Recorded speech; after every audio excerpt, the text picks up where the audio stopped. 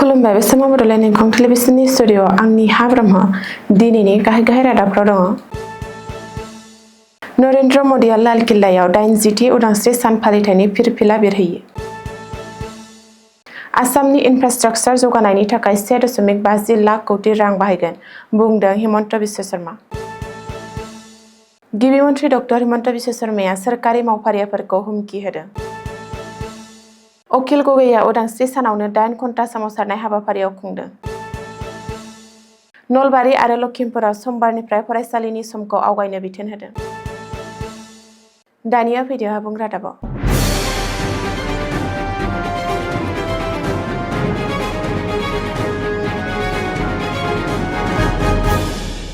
दिनै 15 आगस्ट भारत हादरनि 80थि उदांस्रि सान।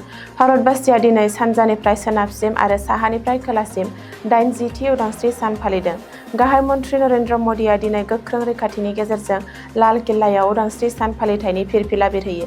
मख'नो गोनांदि देग्लायनि उदांस्रि सानाव लाल किल्लायाव गिबि खेबनि थाखाय बन्दे मातरम मेथाइखौ दिन्थिफुंनाय जायो। बन्दे मातरमनि 150 बोसोर जयन्तीखौ लोब्बा लाना रैखाथि मन्त्रालया बे हाबाफारिखौ लादों। गाहाय मन्थ्रि नरेन्द्र मदिया 80थि उदांस्रि सान फालिनाय हाबाफारियाव फिरफिला उरायना गावनि बिबुंथियाव बुङोदि बेयो मोनसे जारिमिनारि सान। दिनै जों बयबो 80थि उदांस्रि सान फालिदों। दिनै बन्दे मातरमआ बयनिबो गोसोआव रिंखांगासिनो दं। मोनफ्रोमबो नखराव आरो बयनिबो गोसोआव मोनथाम गाबनि फिरफिलाया बिरगासिनो दं। हादरा गोहो आरो थुलुंगाजों दावगालांगासिनो आरो गोदान गोदान थांखि लादों होननानैबो गाहाय मन्थ्रि नरेन्द्र मदिया गावनि बिबुंथियाव बुङो। गिबि मन्थ्रि डक्टर हिमन्त बिश्व शर्माया दिनै गुवाहाटीनि खानापारायाव 80थि उदांस्रि सान फालिनाय हाबाफारियाव बाहागो लानानै माहारियारि फिरफिला बिरहोयो। हादरनि फिरफिला बिरहोनायनि उनाव गिबि मन्थ्रिया गावनि बिबुंथियाव बुङोदि आसामखौ जौगाखांहोनायनि थाखाय मोनसे रोखा रडमेप थियारि खालामदों। गावनि बिबुंथियाव गिबि मन्थ्रिया बुङोदि थांनाय 5 बोसोराव रायजोनि रांखान्थिया गोख्रैयै जौगादों। आसामनि दोरोङारि साहा दारिमिन आरो मिथिंगायारि सम्पदफोरजों लोगोसे रायजोआ दारिमिनारि बिथिङाव मोनसे गोदान सिनायथि होनो साखाफारा। फैगौ नबेम्बरनिफ्राय रायजोआव सेमिकन्डाक्टर प्लान्टआ चिप्स बानायनाय आरो दिहुननायखौ जागायगोन। बेनि जोहै आसामा दारिमिनारि मानचित्रआव जायगा आवग्रिगोन। मोनसे समाव आसामा गुबुन रायजोनि जौगाथायनि मडेलखौ फल' आरो कपि खालामनो गोनां जादोंमोन। नाथाय दा बे समा सोलायबाय। गासैबो हेंथा हेंसिफोरखौ नेवसिनानै जौगाखांनायनि आसाम मडेल दानो हाबाय होननानैबो गिबि मन्थ्रिया गावनि बिबुंथियाव बुंदों। मख'नो गोनांदि सुकाफानि खान्थिया दिनैसिमबो आसामनि सिनायथि। 2028 मायथाइयाव सुकाफाया 800 बोसोर आबुं खालामगोन। रायजो सोरखारा बे जारिमिनारि बुब्लिखौ सिगाङाव जाफेरै लाहार फाहार खालामनानै फालिगोन। सोरखारा सुकाफाखौ मुलुगनि सिगाङाव दिन्थिनो नाजागोन होननानैबो गिबि मन्थ्रि डक्टर हिमन्त बिश्व शर्माया बुंदों। खानापारायाव खुंनाय 80थि उदांस्रि सान फालिनाय हाबाफारियाव गिबि मन्थ्रि डक्टर हिमन्त बिश्व शर्माया माहारियारि फिरफिला बिरहोनानै सोरखारि सिबिथाइफोरखौ फोसावो आरो मोजां खुंथाय होनो रादाय होयो। गिबि मन्थ्रिया रायजोनि सोरखारि मावख'फोराव गोबाव समनिफ्रायनो दिन्दां जानानै थालांनाय फाइलफोरखौ थाबैनो सुस्रांनायनि थांखिजों मिशन सद्भावना एबा प्रजेक्ट सद्भावना बेखेवनोबो फोसावो। बेनि अनगायैबो रायजोनि चिफ सेक्रेटारि आरो एडिशनेल चिफ सेक्रेटारिखौ लानानै मोनसे जर'खा मिशन आरो मावथांखि दाफुंनाय जागोन। 2 अक्ट'बरखालि गान्धी जयन्तीनिफ्राय मिशन मुडआव मावख'फोराव थालांनाय गासैबो फाइलफोरखौ बोखारनाय जागोन होननानै फोसावनायजों लोगोसे रायजो राजानि खामानिफोरा सम बादियै मावफुंजायै आरो फाइल लेट खालामग्रा सोरखारि मावफारियाफोरनि सायाव रागा जोंनाय फोरमायनानै उदांस्रि सान फालिनाय हाबाफारिनिफ्राय उदाङै हुमखि होयो गिबि मन्थ्रिया। बबेखानि आं सोरखारि मावख'गिरि आरो मावफारियाफोरखौ फिन खेबसेबाव सांग्रांथि होयो। रायजोफोरनि सहायनायखौ आरो आनजाद नायनो नाङा। बे डिजिटेल मुगायाव सुबुंफोरा गोबाव जानाय एबा सरकारनि थगायनायखौ सहायनो हाया। सोरखारि मावख'गिरि आरो मावसुमाफोरा रायजोफोरनि फारसे आबुङै बाउसोमनानै थानांगोन।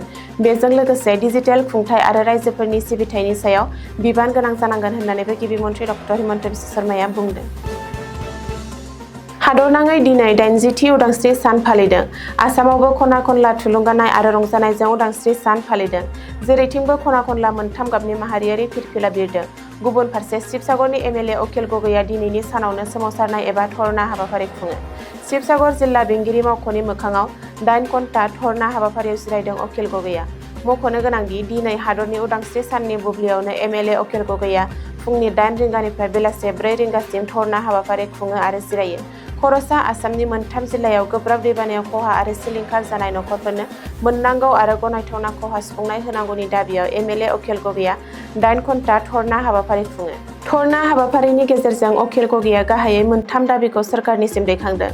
बै दाबिफोरा जादों गिलु बालु दैबानायाव खहा जाजानाय नखरफोरनो 10 लाख राङै खहा सुफुंनाय होनाय, दैबाना जानायनि गुबै जाहोनखौ नागिरनानै दायनिगिरिखौ साजा होनायनि थाखाय CBIनि नायबिजिरनाय आरो खहा जानाय मोनथामबो जिल्लानि गासैबो इसिं दाथाय एबा इनफ्रास्ट्राक्चारखौ गोदानै बानायफिननाय। मख'नो गोनांदि नागालेन्ड आरो आसामाव आयेन बेरेखायै खयला आरो अन्थाइ जावनायनि जुनैनो बे गिलु-बालु दैबानाया जादों होननानैबो अकिल गगैया अजद होदों। लोगोसे बांसिनै खहा जानाय शिबसागर आरो नाजिरा बियाबनि थाखाय 1000 कौटि रांनि जर'खा पेकेज दाबि खालामो अकिल गगैया। जोबोर गरम बोथोर आरो फरायसाफोरनि सावस्रि रैखाथिखौ नोजोर होनानै नलबारि आरो लखिमपुर जिल्लायाव फरायसालिनि समफारिफोरखौ सोलायनाय जादों। शुक्रबाराव मोन्नैबो जिल्लानि खुंथाया गोदान सम थि खालामनो थाखाय आलादा आलादा बिथोन होदों। मख'नो गोनांदि नलबारि जिल्लायाव 17 आगस्ट समबारनिफ्राय गोदान समफारिया बाहायजागोन। जिल्ला बेंगिरि निवेदन दास पाटवारिया होनाय बिथोन बायदियै लवार प्राइमारि LP फरायसालिनि थाखोफोरा फुंनि 7:30 रिंगानिफ्राय 11:30 रिंगासिम सोलिगोन। मिडल इंलिश ME फरायसालिफोरनि थाखोफोरा फुंनि 7:30 रिंगानिफ्राय सानजौफु 12 रिंगासिम जागोन। गुबुन फारसेथिं हायार सेकेन्डारि थाखोनि फरायसालिफोरा फुंनि 7:30 रिंगानिफ्राय सानजौफु 12:30 रिंगासिम जागोन। गुबुन फारसे लखिमपुर जिल्लायावबो बोथोरनि थासारिखौ नायनानै फरायसालिनि समफारिखौ सोलायनाय जादों। जिल्ला फरायसालि नायदिंगिरि देबब्रत गगैनि बिथोन बायदियै गुदि फरायसालिफोरनि थाखोआ फुंनि 7 रिंगानिफ्राय 11 रिंगासिम सोलिगोन। गोजौ गुदि फरायसालिफोराव फुंनि 7 रिंगानिफ्राय 11:30 रिंगासिम थाखो सोलिगोन। गोजौ फरायसालि आरो गोजौसिन गेजेरारिनि थाखोआ फुंनि 7 रिंगानिफ्राय सानजौफु 12 रिंगासिम जागोन। बोथोरनि गोब्राब दुंखावनाय समाव फरायसाफोरनि रैखाथिखौ रोखा खालामनो थाखाय बे थिरांथाखौ लानाय जादों। गासै सोमोन्दो गोनां फरायसालि बिबानगिरिफोरखौ गोदान फारिलाइखौ मानिनो थाखाय बिथोन होनाय जादों। मख'नो गोनांदि सोरबा फरायसाया गरमनि थाखाय हरखाब लोमजायो अब्ला फरायसालिनि बिबानगिरिफोरखौ थाबैनो बिमा-बिफाजों जगाजग खालामनो आरो फोरमान हरनायजों लोगोसे फाहामथाय होनायनि राहा खालामनो थाखायबो बिथोन होनाय जादों। दिनैनि रादाबा एसेनोसै, गोजोन्थों।